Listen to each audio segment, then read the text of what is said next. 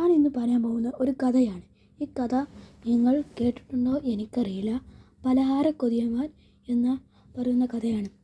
വലിയങ്ങാടിയിലെ വലിയ ചങ്ങാതിമാരാണ് ചോണനും മണിയനും. ഒരു ദിവസം ചോണൻ ധൃതിയിൽ എവിടേക്കോ പോണത് മണിയൻ കണ്ടു. എങ്ങോട്ടാണ് അവനിങ്ങനെ ഓടുന്നത്? മണിയൻ പിറകെ ചെന്നു. പൊന്നാണി ചന്ത വരെ പോണെൻ്റെ മണിയാ, വായി മാറ്, തീരെ നേരമില്ല. പറഞ്ഞു തീരും മുമ്പേ ചോണൻ ഓടാൻ തുടങ്ങി. പൊന്നാണി ചന്തയിൽ എന്താണ് ഇത്ര വിശേഷങ്ങൾ? അതറിയാൻ മണിയനും തിടുക്കമായി. അപ്പോൾ നീ അറിഞ്ഞില്ലേ അപ്പാണിയെ? മണിയനൊന്നും മനസ്സിലായില്ല. അവൻ ആദ്യമായിട്ടാണ് അപ്പാണിയം എന്ന വാക്കു തന്നെ കേൾക്കുന്നത്. അപ്പാണിയം എന്നാണത്? മണിയൻ്റെ ചോദ്യം കേട്ട് ചോണനും ശരിക്കും ദേഷ്യം വന്നു. കഷ്ടം തന്നെ, ഇവൻ്റെ ഒരു കാര്യം. അപ്പാണിയം എന്നറിയാൻ ഓർമ്മയുണ്ടോ? അപ്പാണിയം എന്ന് പറഞ്ഞത് അപ്പാണിയാവാം. പൊന്നാണി ചന്തയിലാണ് മണിയാ. അപ്പത്തിൻ്റെ വാണിഭം പൊട്ടി പൊടിച്ച് ആ പകടച്ചേട്ടൻ മനസ്സിലായോ? അപ്പത്തിൻ്റെ ചന്തയോ? മണിയൻ കണ്ണുമീച്ചു നിന്നുപോയി. കോഴിക്കോട്ട ഈ വലിയങ്ങാടിയിൽ ഇട്ടാതെ എന്തൊക്കെയാണ് അപ്പുണ്ണി അതിലുണ്ടാവുക?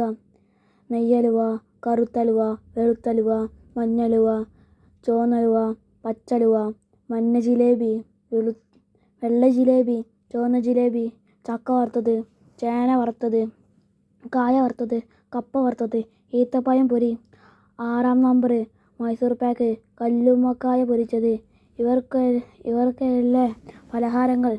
മസാല ദോശ, നെയ് റോസ്റ്റ്, പൊറോട്ട, കോഴിക്കട്ട, അട, വട, പക്കവട, ഉണ്ട, ബോണ്ട, സുഗിയൻ, ചിക്കൻ റോൾ, മുട്ട പപ്സ്, പഴംപൊരി, നെയ്യപ്പം, ഇടിയപ്പം, കലത്തപ്പം, കാരോലപ്പം, കായപ്പം,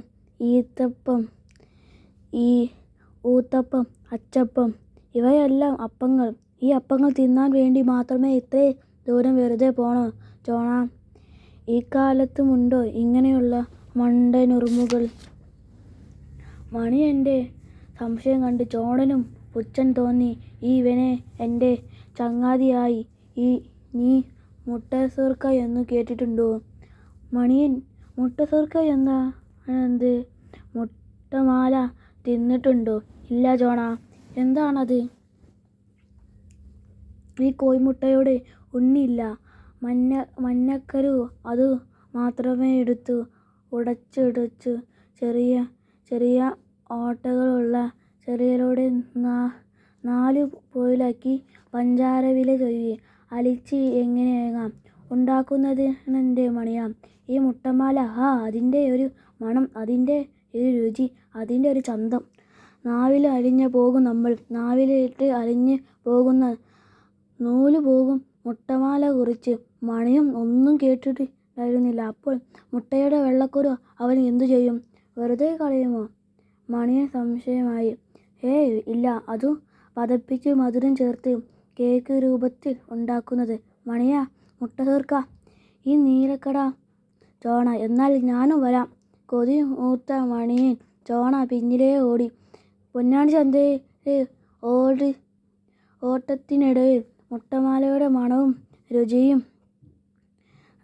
വായിൽ വെള്ളം നിറഞ്ഞു. രുചിയോർത്ത് മണിയന് വായിൽ വെള്ളം നിറഞ്ഞു. പുറത്ത് കൊഴുകി. കാലപ്പുഴയും കവിഞ്ഞ് കുറേ വെള്ളം കടലിലൂടെ ഒഴുകി.